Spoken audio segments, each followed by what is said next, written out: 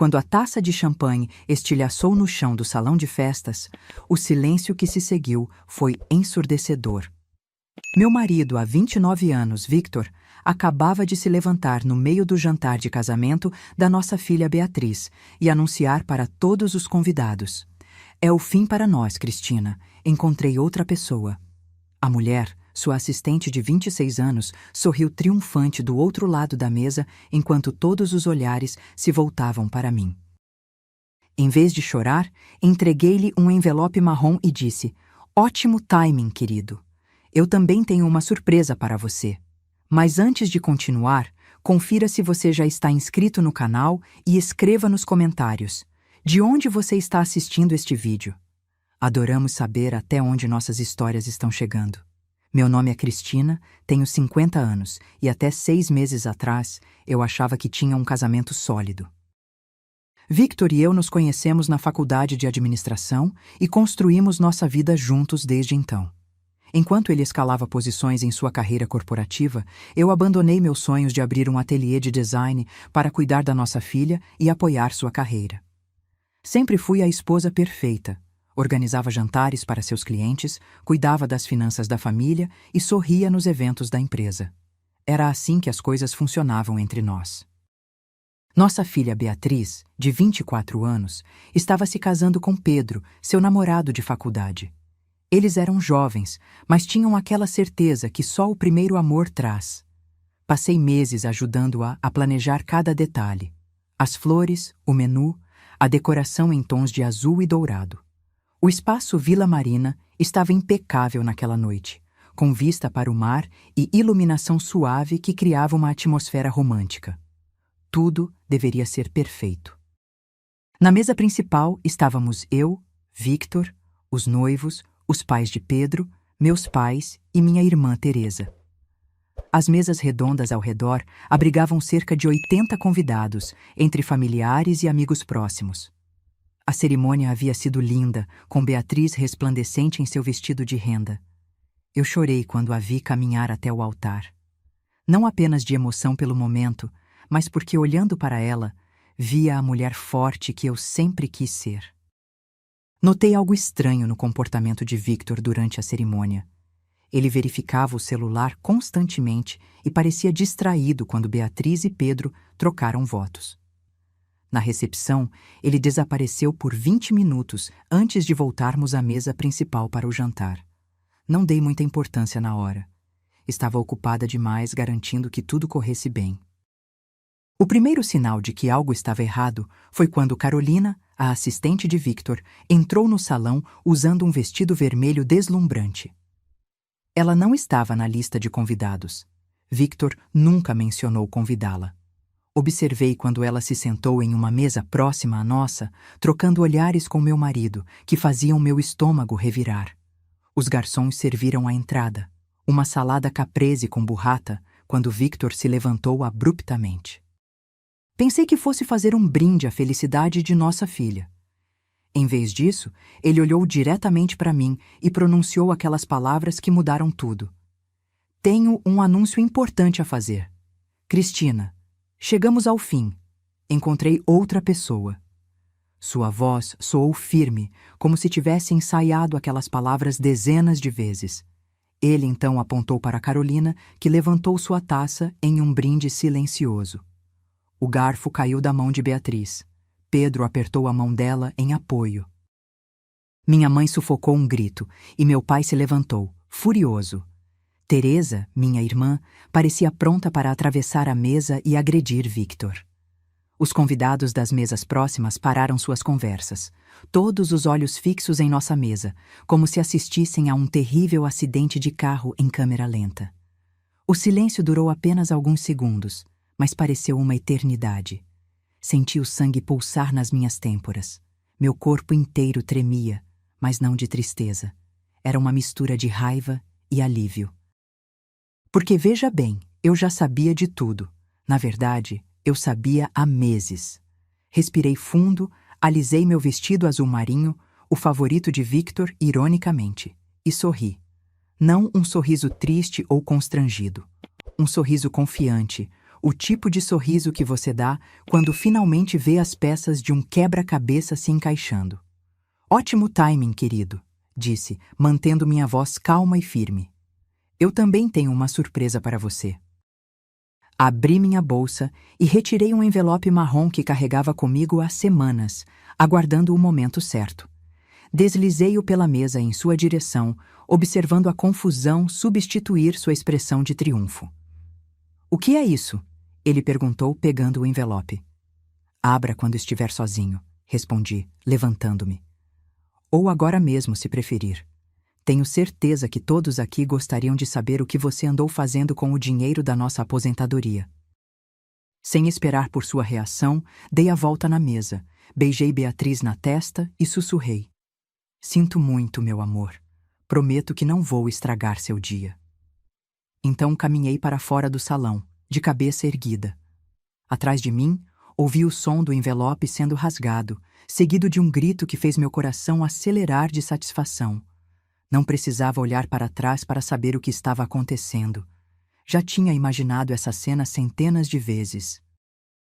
Tudo começou 6 meses antes, quando encontrei recibos de um hotel luxuoso onde nunca havíamos estado. Victor alegou que eram de uma conferência de negócios. Acreditei nele, como sempre fazia. Mas então notei outras mudanças. Perfumes novos, ligações secretas, reuniões tardias que nunca aconteciam antes.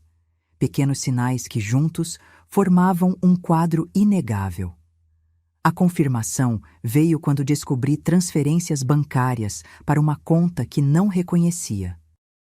Usando minhas habilidades com finanças, as mesmas que usei por anos para administrar nosso orçamento familiar enquanto Victor construía sua carreira, segui o rastro do dinheiro.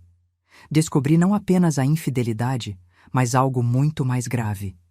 Victor estava desviando dinheiro da nossa conta de aposentadoria para financiar uma vida secreta com Carolina.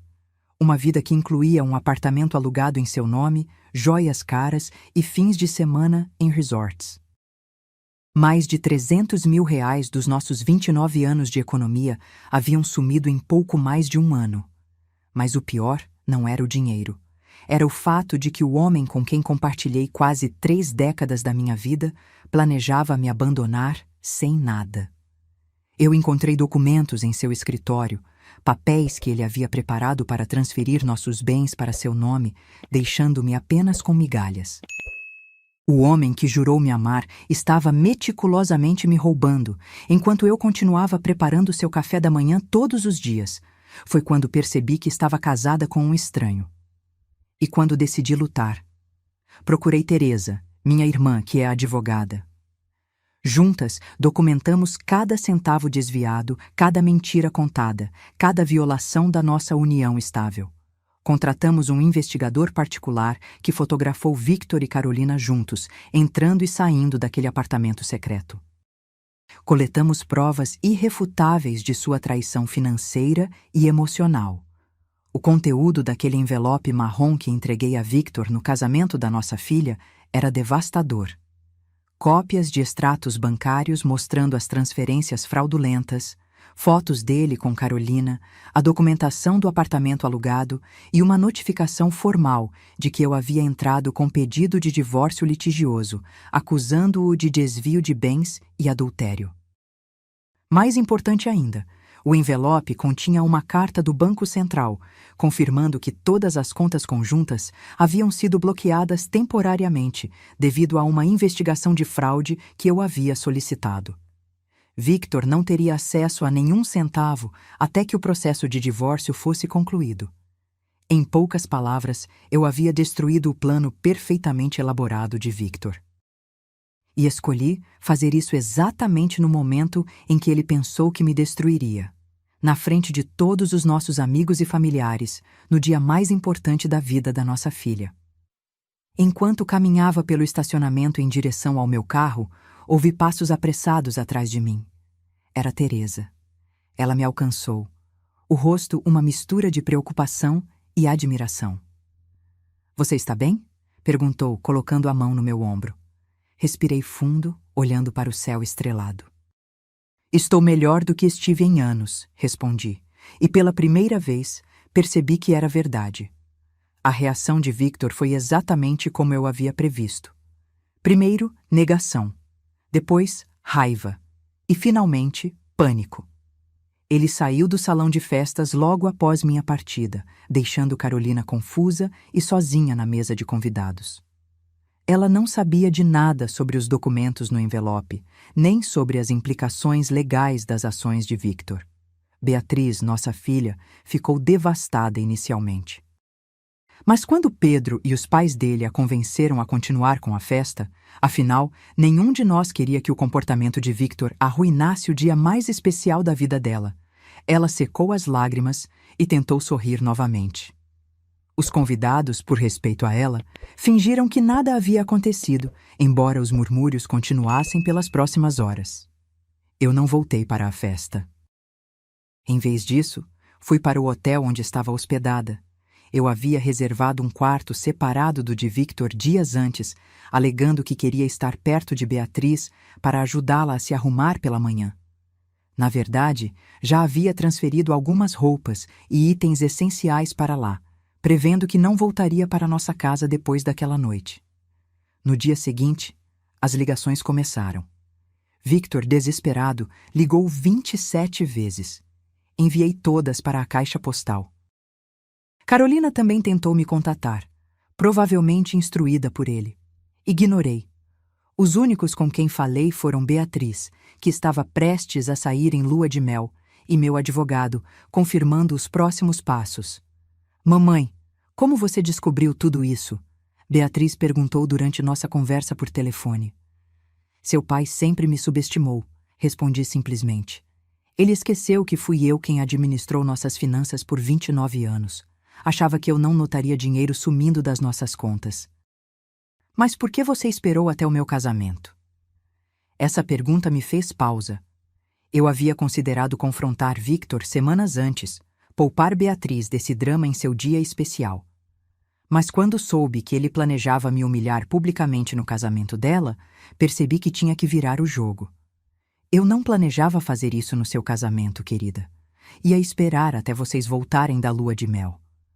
Mas seu pai, ele escolheu aquele momento, e eu não podia deixá-lo ter a última palavra. Houve um silêncio do outro lado da linha. Finalmente Beatriz falou, sua voz mais firme do que eu esperava. Você fez a coisa certa, mãe. Ele não tinha o direito de fazer isso com você, nem com o nosso dinheiro. Nosso dinheiro. As palavras ecoaram na minha mente. Victor sempre se referiu ao dinheiro como dele, o dinheiro que ele ganhava, as decisões que ele tomava. Mas a verdade era que cada centavo representava nosso trabalho conjunto. Ele no escritório, eu em casa, administrando nossa família, nossa vida, nosso futuro. 3 dias depois, sentei-me no escritório da minha advogada, doutora Lúcia Mendes, uma mulher de meia-idade com olhos afiados e um histórico impressionante de casos de divórcio bem-sucedidos. Teresa havia me recomendado a ela, dizendo que precisávamos de alguém com experiência em casos de fraude conjugal. Vamos direto ao ponto, disse doutora. Lúcia, espalhando documentos sobre sua mesa. Seu marido desviou aproximadamente 35% do patrimônio conjunto de vocês para financiar um caso extraconjugal. Isso, legalmente falando, é desvio de bens e violação grave dos deveres conjugais. O que isso significa para o processo de divórcio? Perguntei, mantendo a voz firme.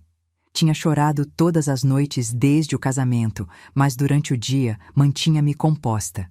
Victor nunca me veria quebrada. Significa que temos um caso extremamente forte. Em condições normais, a divisão seria 50-50. Com essas evidências, podemos pleitear muito mais. A casa, os investimentos, pensão compensatória pelos anos dedicados ao lar. E ele terá que devolver cada centavo desviado. A expressão dela suavizou-se um pouco. Senhora Almeida, posso perguntar como a senhora se sente? 29 anos é muito tempo. Olhei pela janela do escritório, observando a cidade lá embaixo. Pessoas apressadas indo e vindo, vivendo suas vidas. Por um momento, me perguntei como seria minha vida agora. 50 anos, prestes a me divorciar, sem carreira própria, começando do zero. Estou com raiva, admiti finalmente. Não apenas pela traição, mas por ter desperdiçado tantos anos com alguém que não me valorizava, que planejava me abandonar sem nada, depois que dediquei minha vida a construir a nossa família. Doutora Lúcia assentiu compreensivamente. Esse sentimento é natural e justificado. Mas também estou aliviada, continuei, surpresa com minha própria honestidade. É como se um peso tivesse sido retirado dos meus ombros. Não preciso mais fingir que não via os sinais. Não preciso mais me perguntar se estou louca por suspeitar. Agora sei a verdade. E quanto ao futuro? Ela perguntou. O futuro, repeti, percebendo que, pela primeira vez em décadas, o futuro era inteiramente meu para decidir. Acho que vou redescobrir quem sou sem Victor. Talvez finalmente abra aquele ateliê de design que sempre sonhei. A doutora Lúcia sorriu. Tenho certeza de que a senhora fará exatamente isso. Agora, vamos garantir que tenha os recursos necessários para reconstruir sua vida. Enquanto discutíamos estratégias legais e próximos passos, meu celular vibrou com uma mensagem de Carolina. Fiquei surpresa. Geralmente ignorava todas as notificações com o nome dela. Precisamos conversar. Tem coisas que você não sabe sobre Victor. Mostrei a mensagem para a advogada, que levantou uma sobrancelha. Interessante. Ela pode ter informações úteis para nosso caso. Ou pode ser uma armadilha preparada por seu marido. Refleti por um momento. Concordo em encontrá-la, mas com você presente. Excelente ideia, disse doutora Lúcia. Marcaremos no meu escritório, terreno neutro, com testemunhas. Respondi à mensagem, marcando o encontro para o dia seguinte. A resposta de Carolina veio quase instantaneamente. Estarei lá. Quando cheguei em casa naquela noite, não a casa que dividia com Victor, mas o pequeno apartamento que havia alugado temporariamente, encontrei um buquê de rosas vermelhas na portaria. O cartão dizia simplesmente: por favor, me deixe explicar. Victor.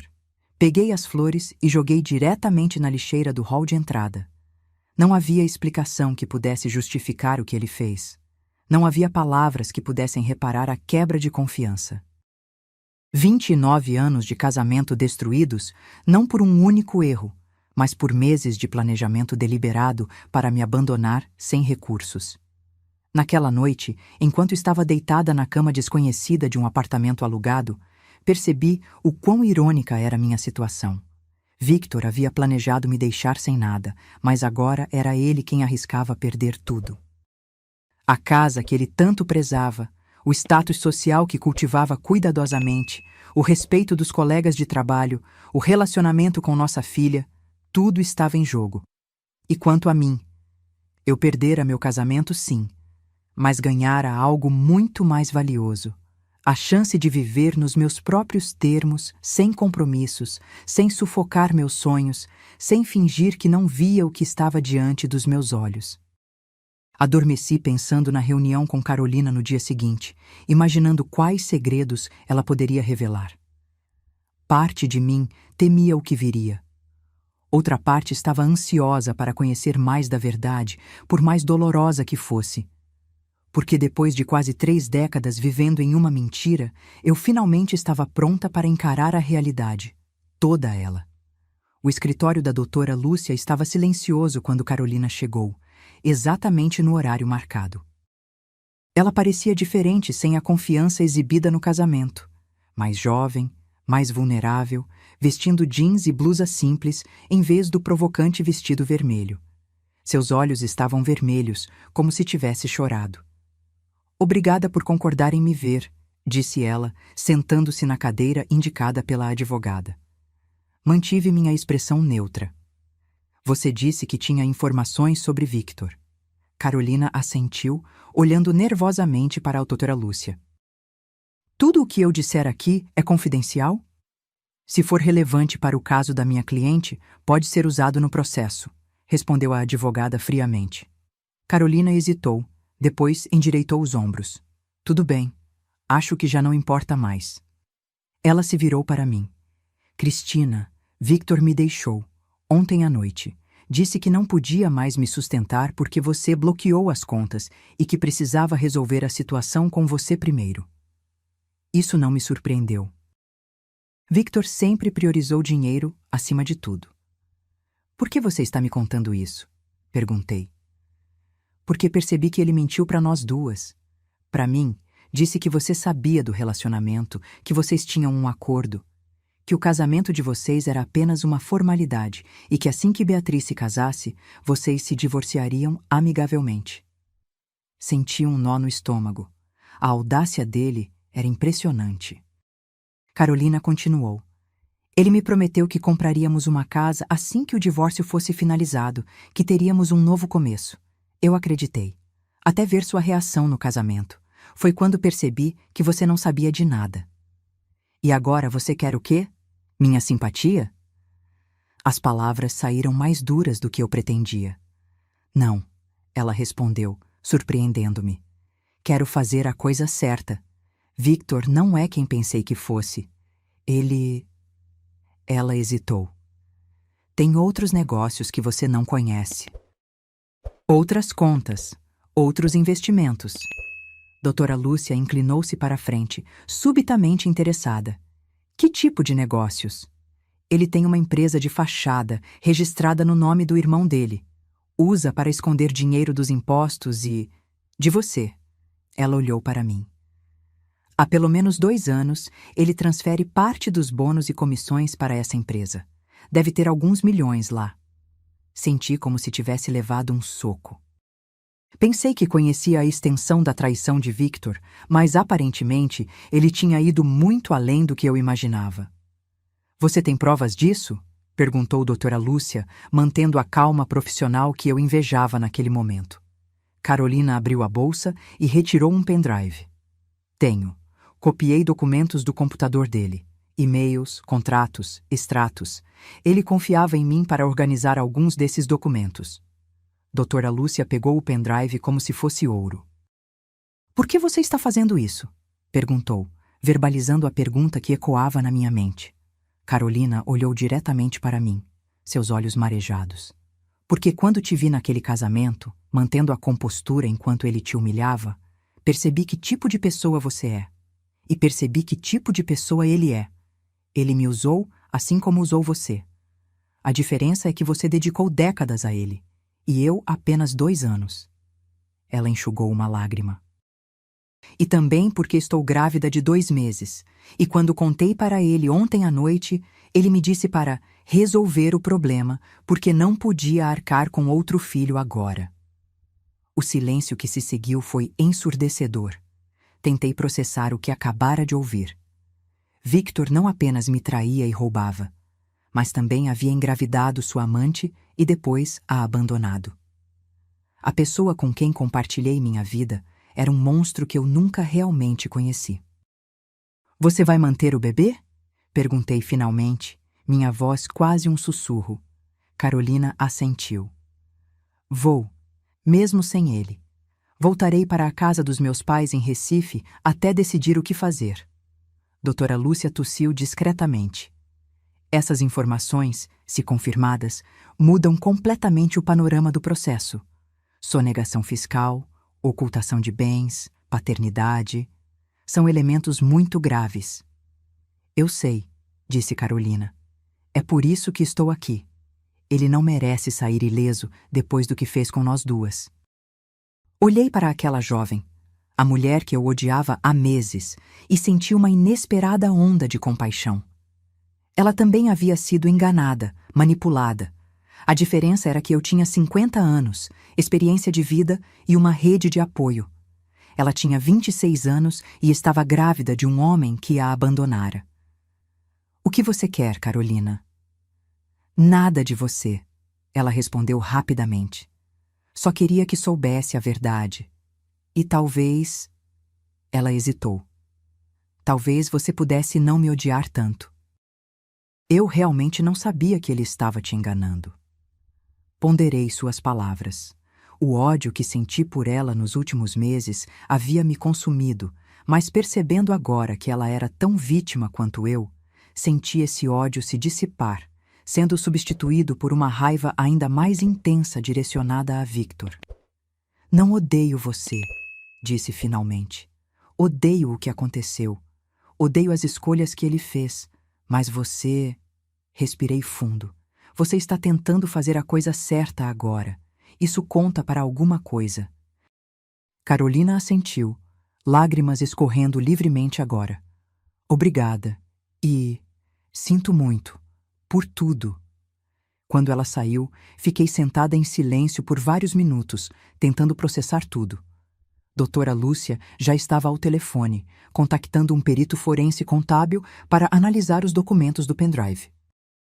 Se isso for verdade, e tenho fortes razões para acreditar que é, disse ela após desligar, seu marido poderá enfrentar não apenas um divórcio litigioso, mas também processos criminais por sonegação fiscal. O que isso significa para mim?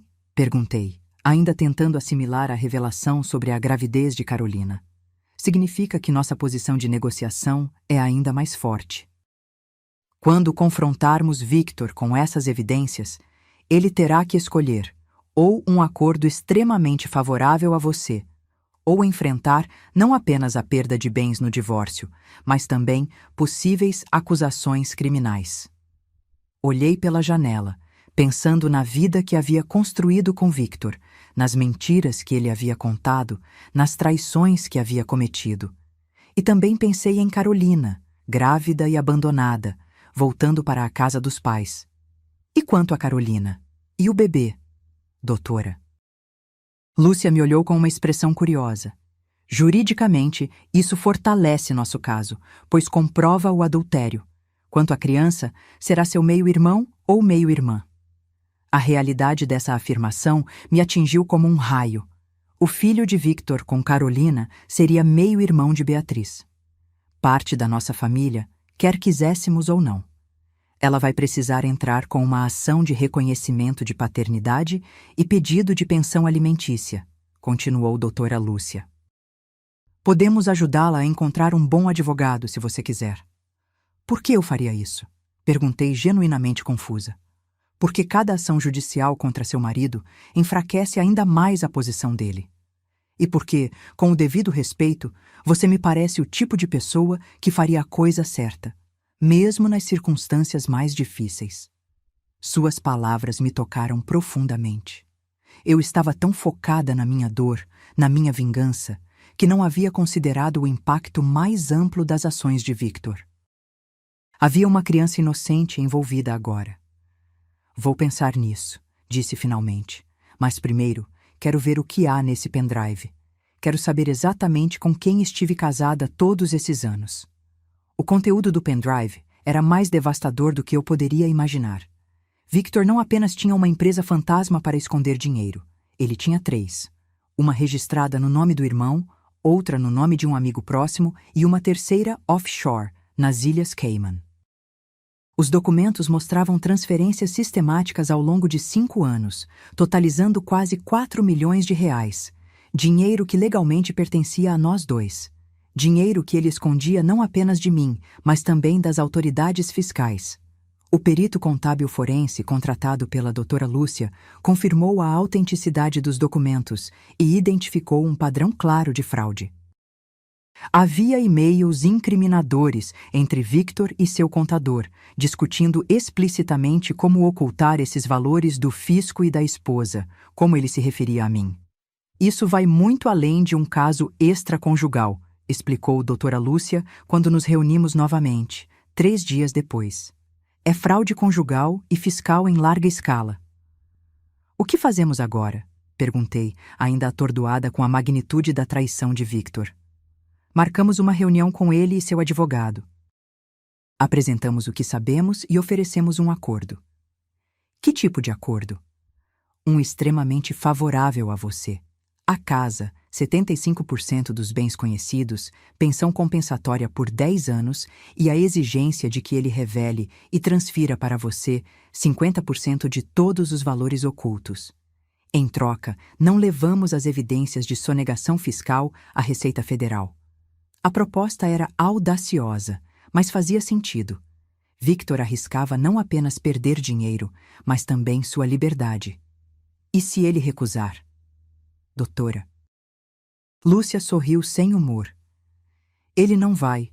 Seu marido é muitas coisas, mas não é estúpido. Ele sabe que enfrentar a justiça criminal seria muito pior do que pagar o que deve a você.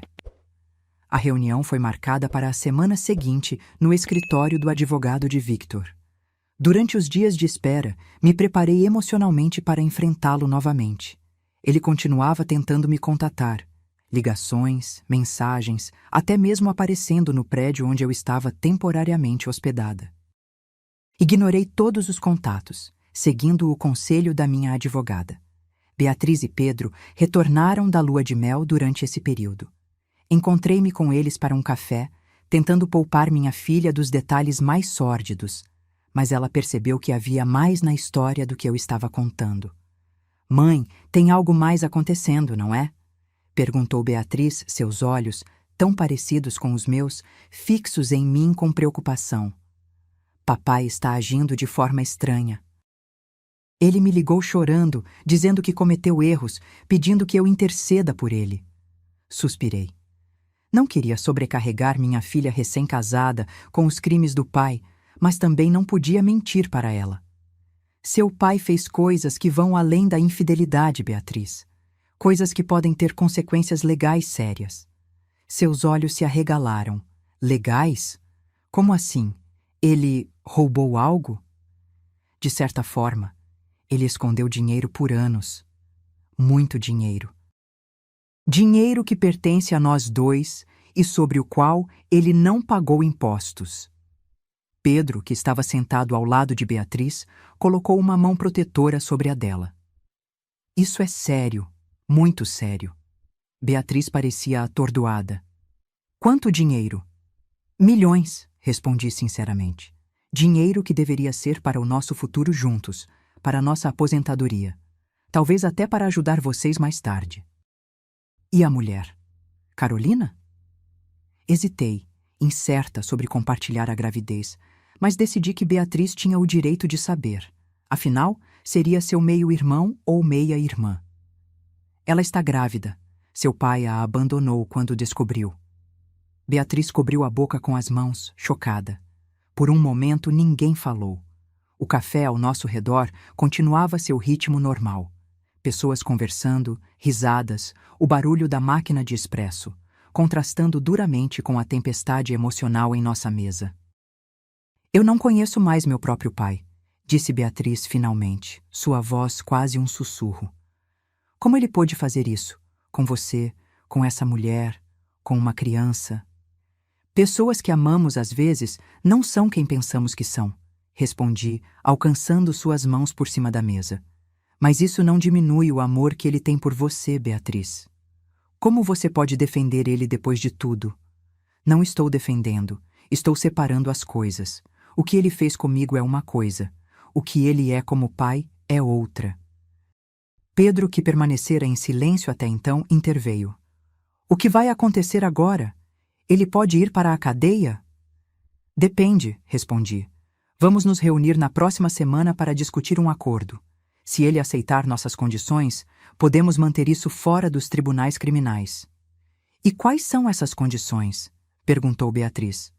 Basicamente que ele me dê o que é legalmente meu, e um pouco mais como compensação pelo que fez. Beatriz assentiu lentamente, absorvendo tudo. E quanto a Carolina e o bebê? Perguntou. Não sei ainda. Legalmente isso é um assunto separado, mas... Hesitei.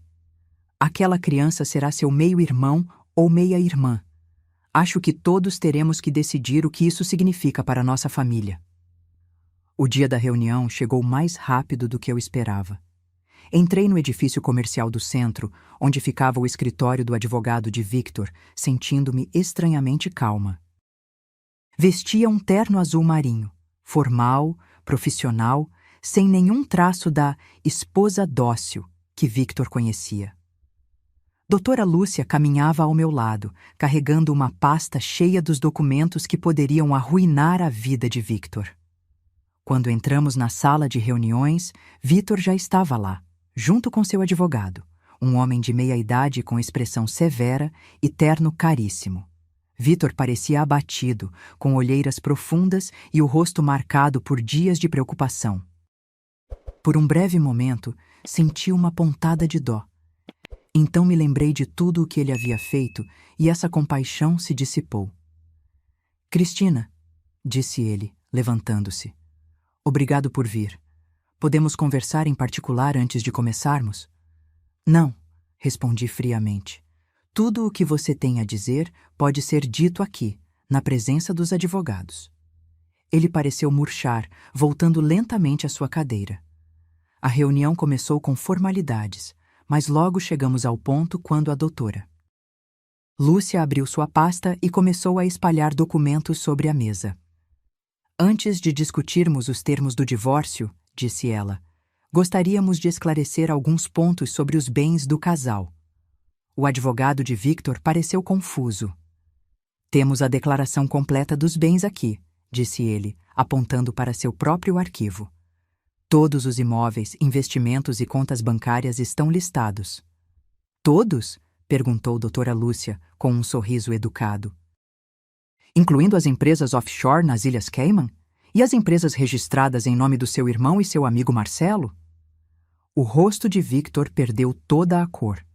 Seu advogado virou-se para ele, visivelmente surpreso. Não sei do que a senhora está falando, disse Victor, mas sua voz tremia. Doutora Lúcia começou a empilhar evidências na mesa.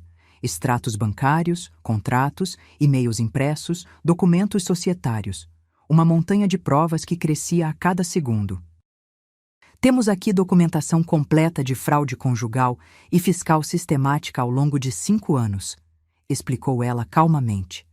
Transferências de aproximadamente 4 milhões de reais para contas e empresas que não aparecem em nenhuma de suas declarações oficiais. O advogado de Victor pegou alguns dos documentos, examinando-os com crescente alarme. Victor permaneceu paralisado, como um animal pego nos faróis de um carro. Onde vocês conseguiram isso? Perguntou finalmente. Isso é relevante? Rebateu doutora Lúcia. A questão é que temos provas suficientes não apenas para garantir que a senhora Almeida receba muito mais que 50% dos bens no divórcio, mas também para iniciar uma investigação criminal por sonegação fiscal. O advogado de Victor sussurrou algo em seu ouvido. Victor fechou os olhos por um momento, depois os abriu, derrotado. O que vocês querem? Doutora Lúcia empurrou um documento para a frente. Estes são nossos termos. A casa fica com a senhora Almeida, assim como 75% dos bens conhecidos. O senhor revelará todas as contas e empresas ocultas, transferindo 50% dos valores para ela. Além disso, pagará pensão compensatória por 10 anos, considerando que ela abriu mão de sua carreira para apoiar a sua. Victor olhou para os termos, depois para mim. Isso é um assalto. Não, respondi calmamente. É justiça, e é muito menos do que você merece pelo que fez. E se eu recusar? Doutora Lúcia encolheu os ombros. Então, apresentaremos essas evidências em juízo e à Receita Federal. O senhor enfrentará não apenas um divórcio litigioso, mas também possível prisão por sonegação fiscal. Houve um longo silêncio, enquanto Victor e seu advogado se consultavam em voz baixa. Finalmente, ele se virou para mim. Por que, Cristina? Por que fazer isso? Poderíamos ter nos separado civilizadamente. A audácia da pergunta me deixou momentaneamente sem palavras.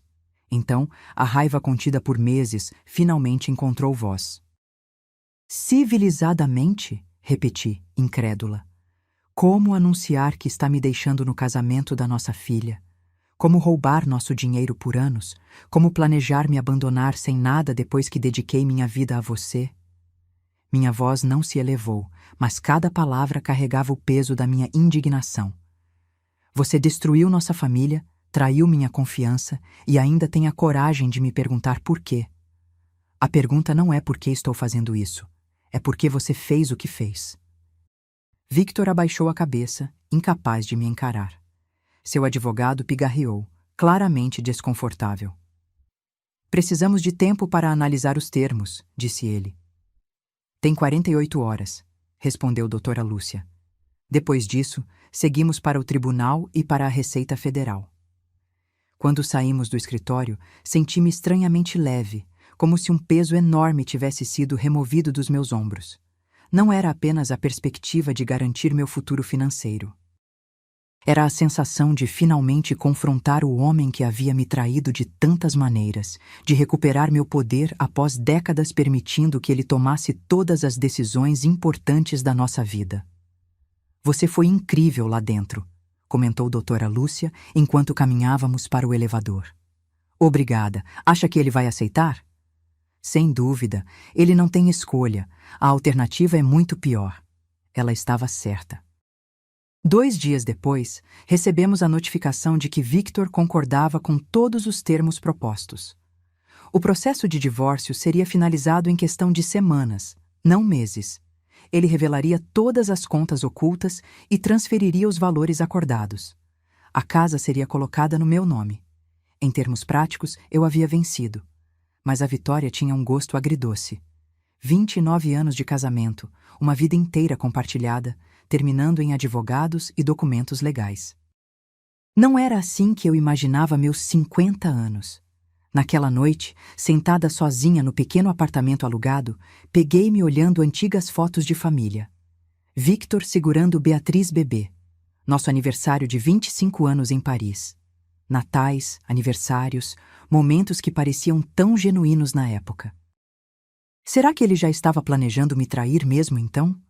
Ou aconteceu gradualmente, um pequeno deslize levando a outro até que a mentira se tornasse seu modo de vida? O telefone tocou, interrompendo meus pensamentos. Era um número desconhecido. Alô? Cristina? É Carolina. Fiquei momentaneamente sem palavras, surpresa por ouvir sua voz. Carolina, tudo bem? Mais ou menos, respondeu ela. Estou em Recife, na casa dos meus pais. Recebi uma ligação do Victor. Ele disse que vai reconhecer o bebê e pagar pensão. Disse que você insistiu nisso como parte do acordo. Isso me pegou completamente de surpresa. Não havia discutido a gravidez de Carolina com Victor. De fato, não havia conversado diretamente com ele desde a reunião. Aparentemente, a doutora Lúcia havia incluído essa exigência nos termos finais sem me consultar. Isso não foi ideia minha, esclareci. Mas fico feliz que ele esteja assumindo a responsabilidade. Carolina ficou em silêncio por um momento. Por que você faria isso por mim? Depois de tudo? Respirei fundo, refletindo sobre a pergunta. Por quê, de fato? Essa mulher havia sido amante do meu marido por 2 anos. Havia ajudado a destruir meu casamento, minha confiança, minha vida como eu a conhecia. Mas também era uma vítima das mentiras de Victor e carregava uma criança inocente. Não fiz por você, respondi honestamente. Fiz pelo bebê. E pela minha filha, que terá um meio-irmão ou meia-irmã. Essa criança não pediu para nascer nessa situação. Ouvi um soluço do outro lado da linha. Você é uma pessoa melhor do que eu jamais serei, disse Carolina. Não se trata disso. Trata-se de fazer o que é certo, mesmo quando é difícil. Depois dessa conversa, algo mudou em mim. A raiva que vinha alimentando por meses, contra Victor, contra Carolina, contra mim mesma por não ter percebido antes, começou a dar lugar a algo diferente. Não perdão, exatamente. Talvez a aceitação. A compreensão de que o que aconteceu não podia ser mudado, apenas superado. 2 semanas depois, assinei os papéis do divórcio. Oficialmente não era mais Cristina Almeida, esposa de Victor. Era apenas Cristina, uma mulher de 50 anos começando uma nova fase da vida. No mesmo dia, assinei o contrato de aluguel para um pequeno espaço comercial no centro da cidade. Seria o ateliê de design que sempre sonhei em abrir. Segunda Chance Design, chamaria. Um nome que refletia perfeitamente minha própria jornada. Os 6 meses seguintes foram uma montanha-russa de emoções e desafios. Mudar-me para a casa, agora oficialmente minha, Foi estranho no início. Os espaços pareciam grandes demais sem Victor, cheios de memórias que eu simultaneamente queria preservar e apagar. Decidi reformar completamente, começando pelo quarto que dividíamos. Derrubei paredes, mudei cores, substituí móveis. Transformei a casa em minha, não nossa. O ateliê de design demorou a decolar, mas lentamente comecei a construir uma clientela. Minha especialidade era renovar espaços antigos, dar nova vida a ambientes esquecidos, uma metáfora não tão sutil para minha própria experiência. Comecei com pequenos projetos, um escritório doméstico aqui, uma sala de estar ali. Cada cliente satisfeito trazia outro, e gradualmente o negócio cresceu. Victor cumpriu sua parte do acordo, revelando todas as contas ocultas e transferindo os valores prometidos. Não voltamos a nos falar diretamente. Toda a comunicação passava pelos advogados. Através de Beatriz, soube que ele havia alugado um apartamento pequeno e recomeçado em uma corretora de seguros menor, longe do prestígio que desfrutava antes. Carolina deu à luz um menino em maio, 6 meses após o casamento de Beatriz. Ela o chamou de Gabriel. Victor reconheceu a paternidade e começou a pagar a pensão alimentícia, mas pelo que Beatriz me contava, não demonstrava interesse em participar da vida do filho. Uma parte de mim sentia pena daquela criança, crescendo sem a presença do pai. Outra parte pensava que, conhecendo Victor como eu conhecia agora, talvez fosse melhor assim. A relação com Beatriz ficou mais forte após a separação. Sem a sombra das mentiras de Victor entre nós, desenvolvemos uma conexão mais honesta e aberta. Ela começou a me visitar toda semana, muitas vezes ajudando no ateliê. Seu olho para design era surpreendentemente bom. Aparentemente, meu interesse pela área havia sido transmitido mesmo sem eu perceber. "Você já pensou em conhecê-lo?" perguntou Beatriz, certa tarde, enquanto organizávamos amostras de tecido para um novo projeto. "Quem?" perguntei, embora soubesse exatamente de quem ela falava. "Gabriel, meu meio-irmão." Parei o que estava fazendo, considerando a pergunta. Nos meses desde o nascimento de Gabriel, havia pensado nele frequentemente, imaginando como seria, se teria os olhos ou o sorriso de Beatriz. "Não sei se seria apropriado", respondi finalmente. "Carolina pode não se sentir confortável com isso." "Na verdade", disse Beatriz cautelosamente, "eu já o conheci. Fui visitar Carolina na semana passada. Ela perguntou se você gostaria de conhecê-lo também." Olhei para minha filha surpresa. "Você foi ver Carolina? Por quê?" Beatriz encolheu os ombros. "Porque ele é meu irmão. Porque quero conhecê-lo, vê-lo crescer. Não é culpa dele como veio ao mundo." Sua maturidade me surpreendeu. Beatriz estava lidando com essa situação complicada, com uma graça e compaixão que me emocionava. "E como ele é?" perguntei, curiosa apesar de mim mesma. O rosto de Beatriz se iluminou. "Lindo. Tem olhos escuros como os do pai, mas o sorriso é como o meu." Ela fez uma pausa. "Como o seu, na verdade." A ideia de que aquele bebê tinha algo de mim, mesmo que apenas um eco através de Beatriz, me tocou de uma forma inesperada. "Talvez", disse, não comprometendo totalmente. "Vamos ver." 2 dias depois, encontrei-me parada na porta do pequeno apartamento de Carolina em Recife, segurando um urso de pelúcia azul e sentindo-me mais nervosa do que estivera em anos.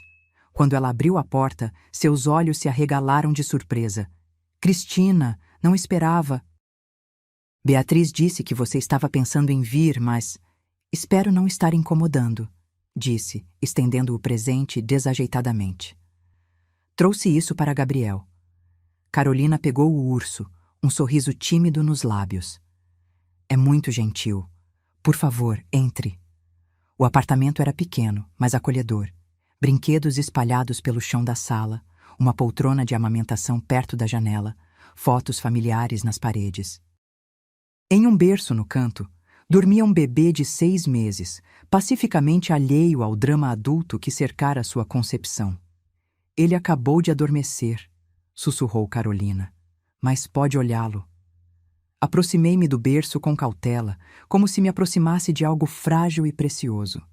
Gabriel dormia profundamente, um pequeno punho fechado perto do rosto, a bochecha pressionada contra o lençol. Seu cabelo era escuro como o de Victor, mas havia algo em seu rosto, talvez o formato da testa ou a curva da bochecha, que lembrava Beatriz quando bebê. Senti uma onda inesperada de emoção. Essa criança, nascida de traição e mentiras, era tão inocente, tão perfeita. E, de alguma forma, através de Beatriz, conectada a mim. Ele é lindo, sussurrei. Obrigada, respondeu Carolina, parada ao meu lado. Olha, Cristina, eu sei que isso é estranho. Nunca imaginei que estaríamos aqui assim. Nem eu, admiti. Mas aqui estamos. Sentamos na pequena cozinha, tomando café enquanto Gabriel dormia. A conversa foi tensa no início, cheia de pausas desconfortáveis e tópicos cuidadosamente evitados. Mas aos poucos, encontramos um terreno comum. Histórias sobre Beatriz, preocupações sobre o futuro, a experiência compartilhada de ser mulher em um mundo que frequentemente nos subestima.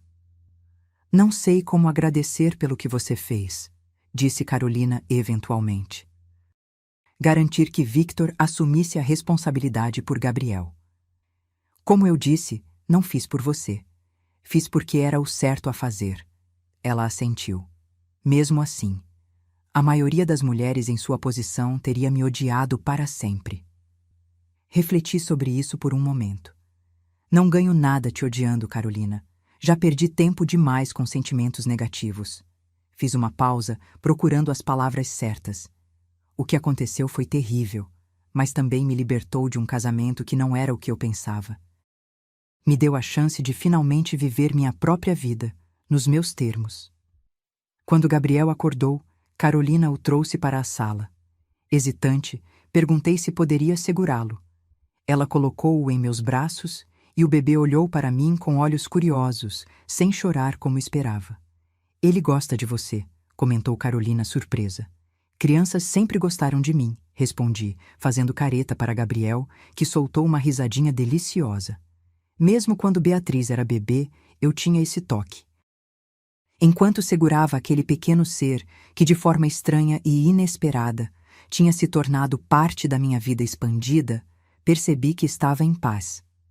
Não completamente curada, a traição de Victor ainda doía quando pensava nisso, mas em paz com o caminho que minha vida havia tomado. Ao sair do apartamento de Carolina algumas horas depois, prometi voltar. Não por obrigação ou culpa, mas porque Gabriel merecia conhecer sua meia-irmã Beatriz, e porque, de alguma forma estranha, ele havia se tornado parte da família que eu estava reconstruindo. Dirigindo para casa naquela noite, refleti sobre a incrível jornada dos últimos meses. Da humilhação pública no casamento de Beatriz à independência financeira e emocional. Da descoberta chocante das mentiras de Victor à criação de um novo negócio que me apaixonava. Da família nuclear tradicional, que eu pensava ter a rede expandida e não convencional que estava surgindo. A vida não havia seguido o roteiro que eu planejara. Em vez disso, havia me forçado a improvisar, adaptar e crescer de maneiras que nunca imaginei possíveis. E embora o caminho tivesse sido doloroso, o destino valera a pena. Naquela noite, deitada na minha cama recém-reformada, na minha casa recém-decorada, sorri para o teto. Aos 50 anos, eu não estava no fim de nada. Estava apenas começando. Um ano após o fatídico casamento de Beatriz, encontrei-me novamente em um salão de festas elegante, desta vez para a celebração do primeiro aniversário de casamento da minha filha. A pequena recepção para a família e amigos próximos foi realizada em um restaurante à beira-mar, muito diferente do grande evento do ano anterior, mas infinitamente mais feliz. Olhando ao redor da mesa, vi minha nova realidade. Beatriz e Pedro, radiantes em seu jovem amor. Minha irmã Teresa com seu marido. Meus pais, agora mais velhos, mas ainda firmes em seu apoio. Alguns amigos próximos que permaneceram ao meu lado durante o divórcio. E, surpreendentemente, Carolina, sentada timidamente na ponta da mesa com Gabriel em seu colo. Convidar Carolina havia sido ideia de Beatriz. Ele é meu irmão, mãe, e você e Carolina têm essa estranha amizade agora. Faz sentido. E, de fato, tínhamos desenvolvido algo semelhante a uma amizade nos últimos meses.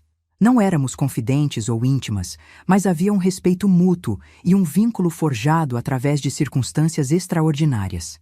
Ela estava retomando seus estudos de enfermagem, interrompidos quando conheceu Victor, e ocasionalmente eu ficava com Gabriel para permitir que ela estudasse ou descansasse. Victor não estava presente, é claro. Ele havia sido convidado por Beatriz. Ele ainda é meu pai, apesar de tudo. Mas recusou, alegando compromissos de trabalho. Todos sabíamos que a verdadeira razão era que ele não conseguia enfrentar a todos nós juntos, especialmente a mim. Durante o jantar, observei Gabriel, agora com 11 meses, tentando pegar alimentos do prato de Carolina com suas mãozinhas rechonchudas.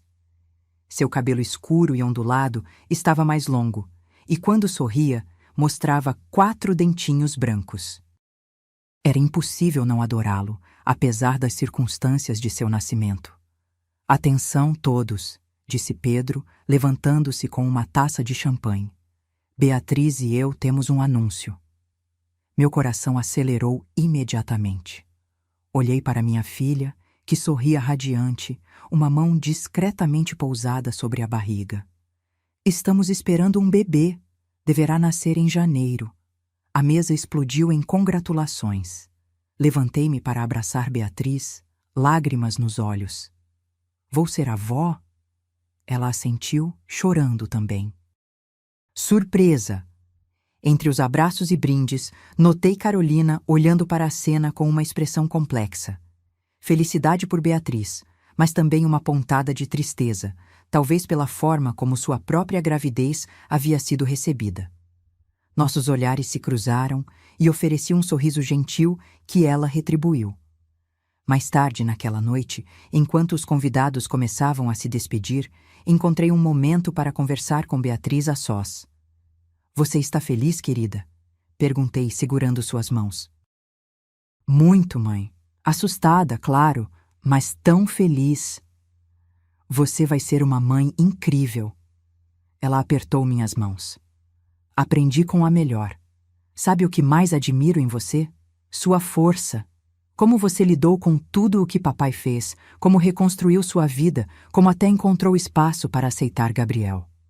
Suas palavras me comoveram profundamente. Durante tanto tempo, achei que minha maior contribuição como mãe tinha sido sacrificar meus sonhos para criar Beatriz. Agora percebia que minha verdadeira contribuição foi mostrar a ela como ser forte, como enfrentar adversidades com dignidade, como recomeçar. Obrigada, meu amor. Isso significa muito para mim. Enquanto dirigia para casa, pensei em como a vida era imprevisível. 1 ano atrás, eu estava no fundo do poço, humilhada publicamente, descobrindo a extensão da traição do homem com quem compartilhei quase 3 décadas. Agora, meu negócio estava prosperando. Eu tinha uma nova identidade independente de Victor e estava prestes a me tornar avó. Minha casa, antes um símbolo do meu casamento falido, agora era verdadeiramente minha. Cada cômodo refletia minhas escolhas, meu gosto, minhas necessidades.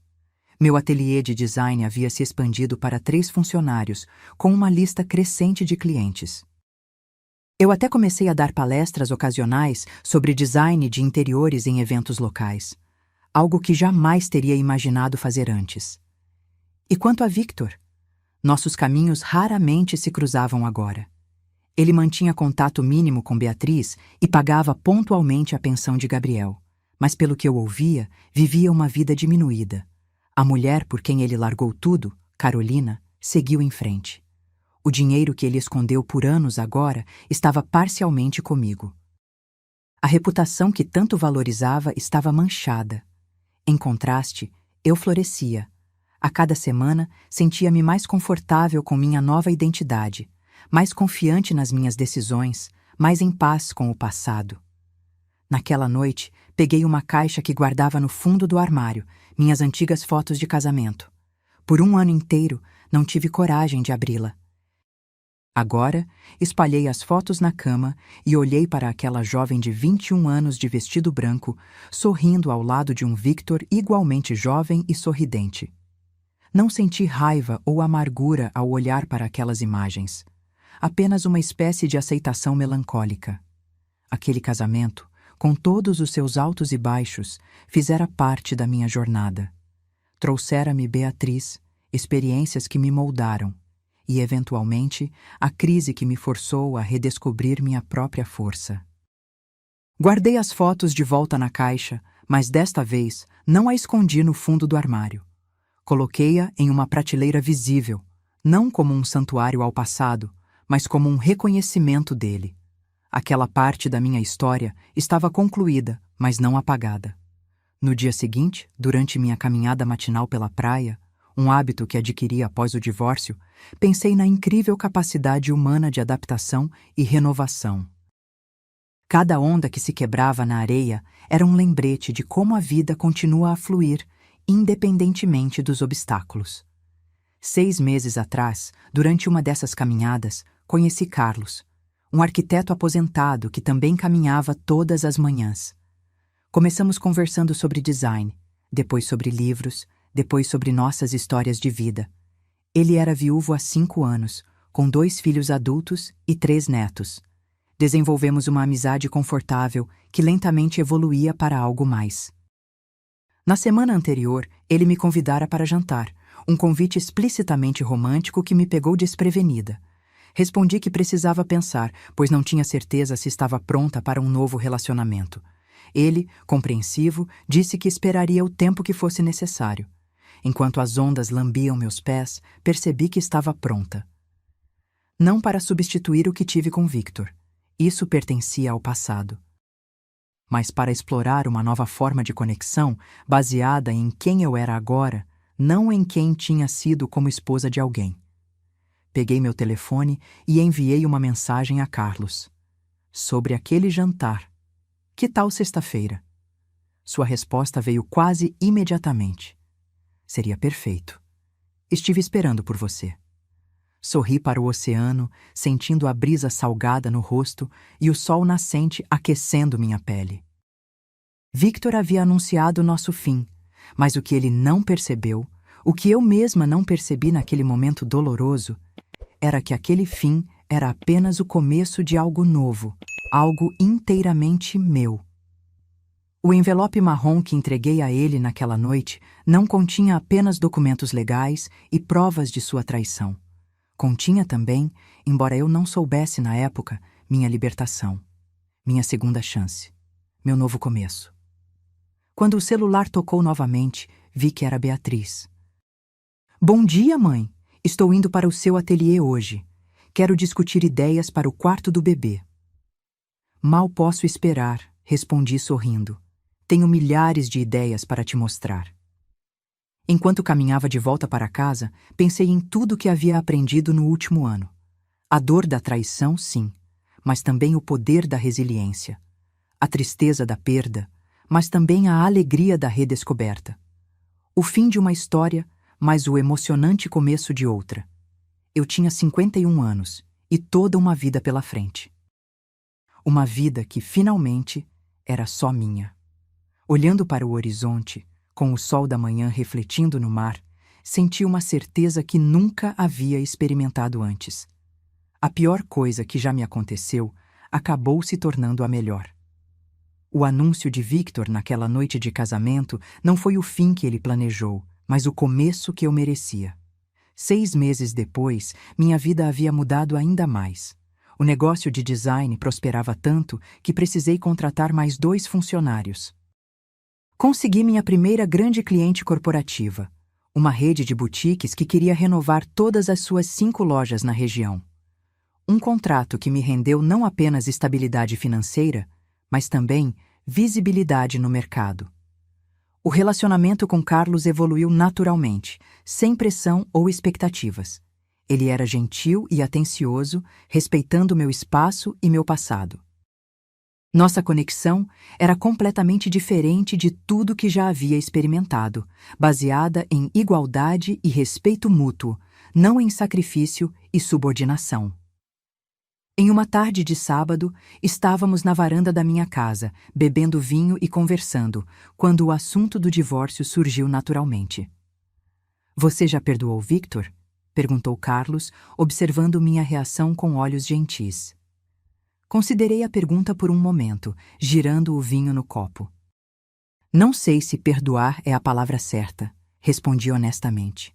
"Não sinto mais raiva ou desejo de vingança, se é isso que quer saber. Mas também não esqueci o que ele fez." Carlos assentiu, compreensivo. "O perdão não é para o outro, mas para nós mesmos", dizem. Talvez, mas prefiro pensar que o que sinto é aceitação. Aceito que aquilo aconteceu, que faz parte da minha história e que me trouxe até aqui. Fiz uma pausa, buscando as palavras certas. "E aqui não é um lugar ruim para estar." Ele sorriu, tocando minha mão gentilmente. "Definitivamente não é um lugar ruim." No mês seguinte, Beatriz foi internada com contrações prematuras. O bebê, que deveria nascer apenas em janeiro, decidiu chegar em novembro. Corri para o hospital, o coração batendo forte, rezando para que tudo corresse bem. A sala de espera estava repleta. Pedro e seus pais, meus pais, minha irmã Teresa e, para minha surpresa, Victor. Foi a primeira vez que nos encontramos pessoalmente desde a reunião com os advogados, mais de um ano atrás. Ele parecia mais velho, mais magro, o cabelo com mais fios grisalhos do que me lembrava. Nossos olhares se cruzaram brevemente e ele acenou com a cabeça, em reconhecimento. Retribuí o gesto e sentei-me do outro lado da sala, mantendo uma distância segura. 6 horas de espera tensa depois, Pedro saiu da sala de parto, o rosto iluminado por um sorriso exausto. "É uma menina", anunciou. 2 quilos e 100 gramas, pequena, mas saudável, e Beatriz está ótima. A sala irrompeu em comemorações e abraços. Quando a emoção inicial se acalmou, Pedro acrescentou: "Beatriz está pedindo pela mãe dela." Levantei-me, o coração acelerado. Enquanto seguia Pedro pelo corredor, senti uma mão no meu ombro. Era Victor. "Cristina", disse ele, a voz baixa. Parabéns, por ser avó." "Obrigada", respondi, mantendo a voz neutra. "Você também é avô agora." Ele assentiu, parecendo desconfortável. "Podemos conversar depois? Só por alguns minutos?" Hesitei, surpresa com o pedido. Parte de mim queria recusar, manter a distância que funcionara tão bem no último ano. Mas outra parte estava curiosa sobre o que ele poderia querer dizer. "Talvez", respondi finalmente. "Vamos ver como Beatriz e o bebê estão primeiro." Entrar naquela sala de hospital e ver minha filha, exausta, mas radiante, segurando um pequeno embrulho nos braços, foi um dos momentos mais emocionantes da minha vida. O bebê era minúsculo, com uma penugem escura na cabeça e bochechas rosadas. "Mãe", sussurrou Beatriz, com lágrimas nos olhos. "Conheça sua neta, Sofia." Peguei aquele pequeno ser nos braços, maravilhada com cada detalhe perfeito.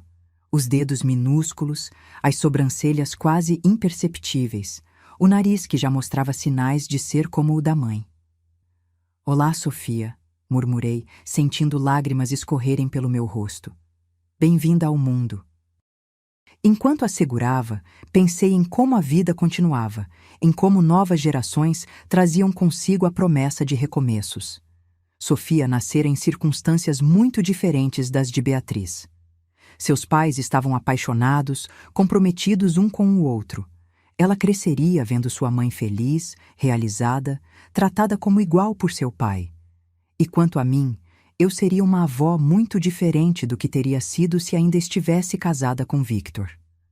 Mais presente, mais autêntica, mais completa em mim mesma. Após meia hora com Beatriz e Sofia, saí para permitir que outros familiares entrassem. No corredor, Victor ainda esperava, sentado sozinho em um banco, parecendo perdido em pensamentos. "Ela é linda", disse ele quando me aproximei. O bebê. Sim, é, concordei, sentando-me a uma distância respeitosa. Você queria conversar? Victor respirou fundo, passando a mão pelo cabelo, um gesto familiar que costumava fazer quando estava nervoso. Queria te pedir desculpas, disse finalmente. Sei que é tarde demais e que provavelmente não significa nada para você agora, mas precisava dizer isso. Olhei para ele, buscando sinais de manipulação ou falsidade. Não encontrei nenhum. Apenas um homem quebrado, encarando as consequências de suas escolhas. Por que agora? Perguntei. Ver Beatriz se tornar mãe, ver você se tornar avó, me fez perceber tudo o que joguei fora. Não apenas nosso casamento, mas a chance de envelhecer ao lado de alguém que me conhecia de verdade. Alguém que, apesar de tudo, era minha família.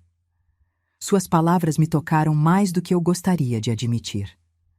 Por um breve momento, lembrei-me do jovem por quem me apaixonei, do homem que segurei quando chorou pela morte de seu pai, do pai que vi brincando com Beatriz no jardim. Aceito suas desculpas, disse calmamente. Não porque você mereça, mas porque não quero carregar essa raiva comigo para o futuro. Sofia merece avós que possam estar na mesma sala sem tensão. Victor pareceu genuinamente surpreso. Obrigado. Isso é mais do que mereço. Provavelmente, concordei, mas sem amargura. O que aconteceu com Carolina e Gabriel? Ele desviou o olhar. Pago a pensão. Visito Gabriel de vez em quando, mas não estamos juntos, como você deve saber. Ela merecia alguém melhor do que eu. Sim, merecia, concordei. Gabriel também. Estou tentando ser um pai melhor para ele do que tenho sido. Sei que nunca serei o pai que fui para Beatriz, mas estou tentando. Assente, sem oferecer conforto. Victor precisava encontrar sua própria redenção, sem minha ajuda. E você? Perguntou ele hesitante. Ouvi dizer que está bem, o negócio, a casa. Estou melhor do que jamais estive, respondi honestamente. Descobri que havia muito mais em mim do que imaginava. Fico feliz por você, disse ele, e parecia sincero. Você sempre foi mais forte do que eu reconhecia. Mais forte do que eu mesma reconhecia, corrigi. Levantei-me, sentindo que a conversa havia chegado ao seu fim natural. Não havia mais nada a ser dito entre nós, nada que mudasse o passado ou que fosse necessário para o futuro. Vou voltar para Beatriz, disse. Pode entrar depois de mim, se quiser. Victor assentiu. Obrigado. E Cristina? Ele hesitou. O que você fez aquela noite no casamento? Entregar aquele envelope. Foi brilhante. Terrível para mim, mas brilhante. Sorri levemente. Foi, não é? Quem diria que eu tinha isso em mim? Eu deveria ter suspeitado, respondeu ele com um pequeno sorriso triste. Você sempre foi a inteligente de nós dois. Enquanto me afastava pelo corredor, senti um estranho fechamento. Não era perdão nem reconciliação. Era simplesmente o reconhecimento de que aquele capítulo estava definitivamente encerrado, permitindo que novos capítulos começassem sem a sombra constante do passado. 3 dias depois, Sofia recebeu alta do hospital, pequena, mas saudável, com pulmões surpreendentemente fortes para alguém tão diminuto. Beatriz e Pedro se instalaram em seu apartamento, agora adaptado para receber o novo membro da família. Como avó, assumi meu papel com entusiasmo, oferecendo ajuda, mas respeitando o espaço deles como nova família. Em uma tarde, enquanto segurava Sofia para que Beatriz pudesse tomar um banho demorado, recebi uma mensagem de Carolina. Gabriel deu seus primeiros passos hoje. Gravei um vídeo para você ver. Sorri para o telefone. Nossa amizade improvável havia se fortalecido nos últimos meses. Gabriel, agora com quase 14 meses, chamava-me de Titi, sua versão de titia, como Carolina havia ensinado. Encontrávamo-nos regularmente, e Carolina ocasionalmente trazia Gabriel para brincar no grande jardim da minha casa. Mostre a Sofia quando ela crescer um pouco, respondia a mensagem. Ela vai querer correr atrás do irmão mais velho. Era surreal pensar que, 1 ano e meio atrás, Carolina era a outra, a inimiga que havia ajudado a destruir meu casamento. Agora, éramos duas mulheres conectadas por circunstâncias extraordinárias, construindo uma relação baseada não no passado compartilhado, mas nas crianças que amávamos. A vida tinha dessas ironias. O homem que nos conectou, Victor, havia se tornado quase irrelevante para ambas. Ele existia nas margens de nossas vidas, cumprindo obrigações financeiras e fazendo aparições ocasionais, mas não definia mais quem éramos. Na véspera do Natal, organizei uma ceia na minha casa para toda a família expandida. Beatriz e Pedro, com a pequena Sofia, meus pais, Teresa e seu marido, Carlos, que agora ocupava um lugar importante no meu coração, e até mesmo Carolina e Gabriel. Victor não foi convidado, não por rancor, mas porque agora pertencíamos a mundos diferentes. Ele teria seu próprio Natal, com seu irmão e a família dele, conforme Beatriz havia mencionado. Enquanto observava a mesa repleta, decorada com velas e arranjos que eu mesma havia criado, senti uma profunda sensação de gratidão. Não pela traição de Victor. Nunca agradeceria por isso. Mas pela jornada que ela desencadeou.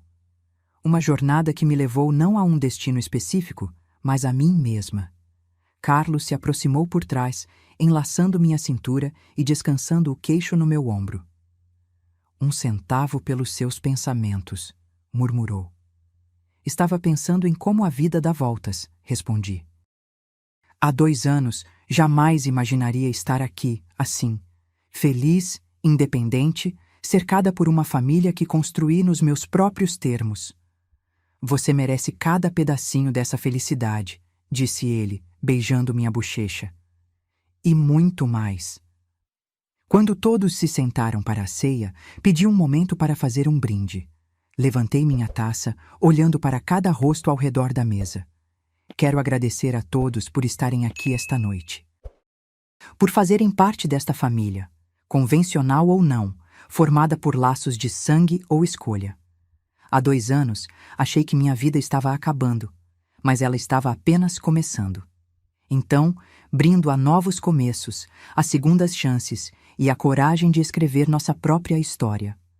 As taças se ergueram, os sorrisos brilharam, e Gabriel bateu palminhas entusiasmadas, fazendo todos rirem. Sofia dormia pacificamente no bebê conforto, alheia à celebração em sua honra.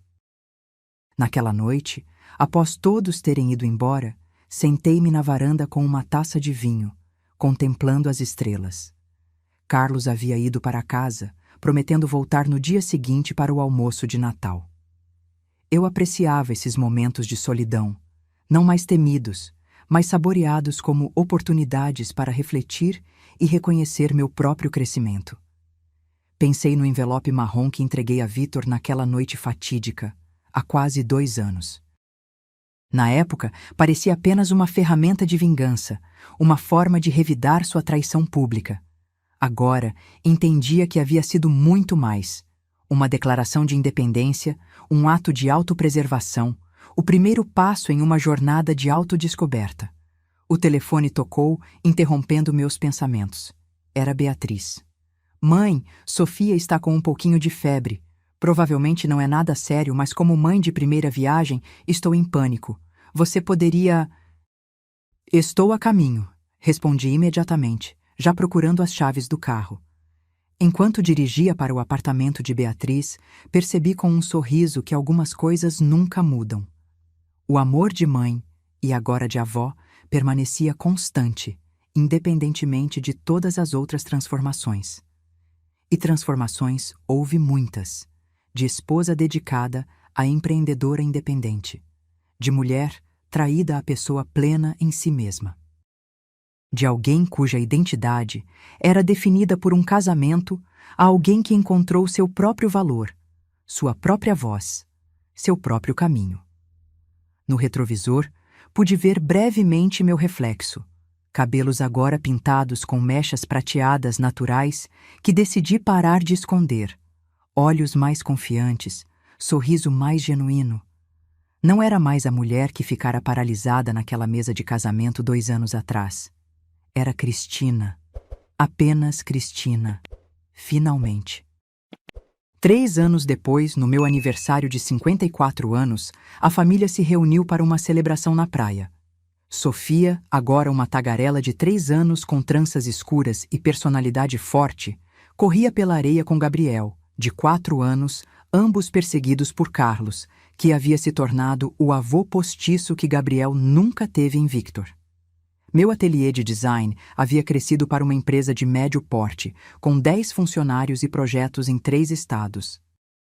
Acabara de assinar um contrato para renovar uma rede de hotéis. O maior projeto da minha carreira. Beatriz agora trabalhava comigo como sócia, trazendo sua visão jovem e energia renovada para o negócio.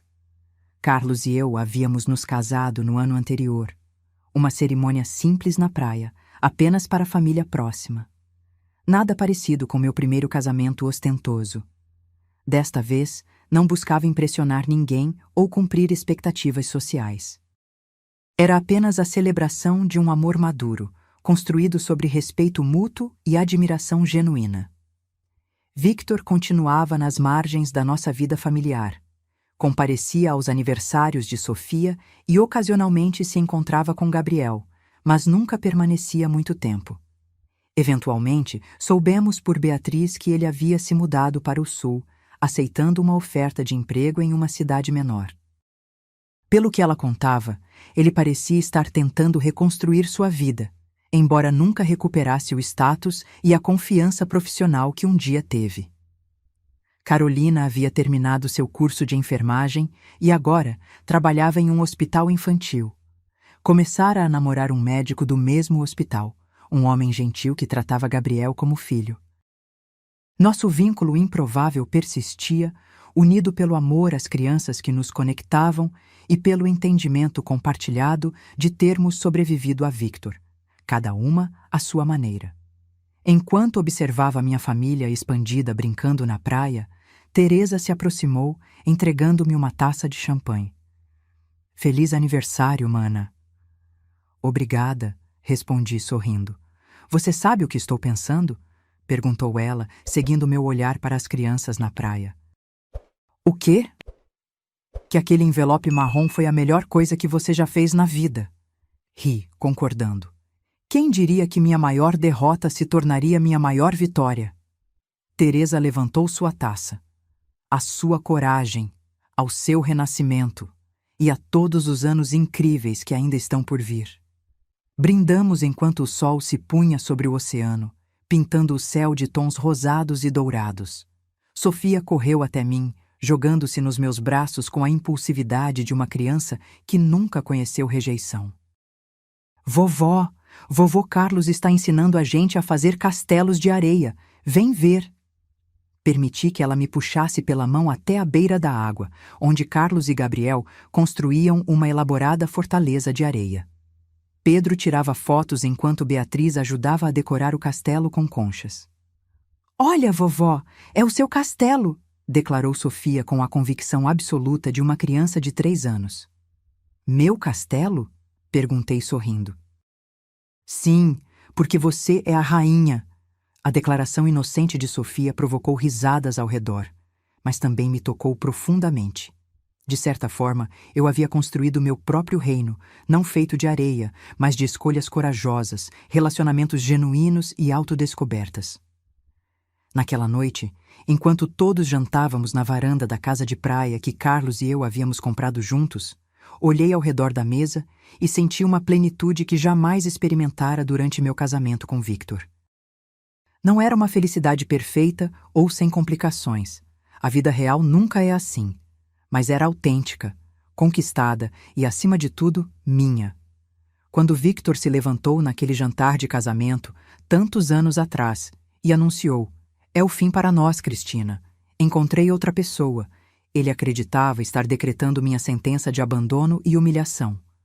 O que ele não sabia, o que nem eu mesma sabia então, era que aquelas palavras não marcavam um fim, mas um início. O início da minha verdadeira vida. Uma vida que, ironicamente, eu nunca teria encontrado sem sua traição. O envelope marrom que entreguei a ele naquela noite continha as provas de sua deslealdade, sim. Mas, simbolicamente, continha também minha declaração de independência, meu manifesto de libertação, minha promessa a mim mesma de que, daquele momento em diante, viveria nos meus próprios termos. Era uma promessa de papel que, ao contrário dos votos de casamento quebrados por Victor, eu havia cumprido plenamente. Agora, se você gostou dessa história, clica em se inscrever e me diz nos comentários qual parte te deixou de queixo caído. Ah, e não esqueça de se tornar membro para ter acesso a vídeos exclusivos que não posto aqui. Te espero lá.